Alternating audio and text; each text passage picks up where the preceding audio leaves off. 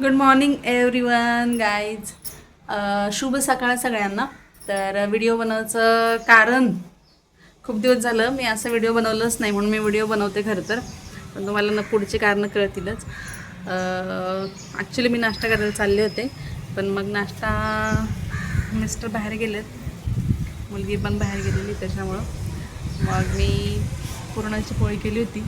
वातावरण बघा किती छान झाले, मस्त झाले एकदम वातावरण.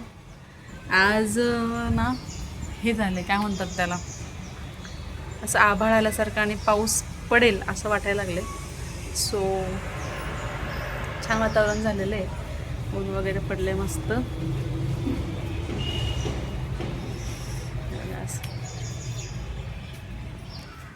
तर नाश्त्यासाठी मी पुरणाची पोळी केली होती आणि त्याच्यातली एक पोळी राहिली होती, तर ती आता नाश्ता मी करणार आहे, तुम्हाला दाखवते मी. बघा, ही आहे माझी पुरणाची पोळी जी की मी बनवली होती रात्री.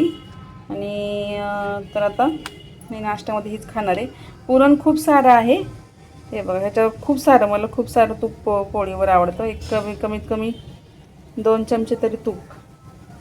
मग ते तिकडं ताटाला लागो नाही तर पोटात जाऊ, पण ते आपलं घ्यायचं. तर पुरणाची पोळी आता मी ह्याचा नाश्ता करत आहे. ह्याला असं छान फोल्ड करायचं आणि थोड्या वेळ ठेवायचं, मस्त होतं एकदम ते.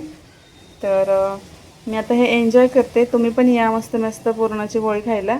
पुरणाची पोळी आणि आंब्याचा रस असं बेत बनवलं होता मी, तर त्याच्यातलं पुरण राहिल्यामुळं मग फक्त पोळी बनवून मी आता मस्तपैकी खाते आहे. तर एन्जॉय करते मी, तुम्ही पण या सगळ्याजणांनी. असं छान छान रेसिपी पण आपल्या चॅनलवर मी आता इथनं पुढं टाकणार आहे, तर तुम्ही त्या पण बघा. आणि चॅनलला लाईक सबस्क्राईब करायला विसरू नका, छान छान कमेंट्स पण करा. तर अशा प्रकारे मी थोडंसं शेअर केला व्हिडिओ. बघा तुम्हाला आवडला तर, आणि लाईक सबस्क्राईब करायला विसरू नका. बाय.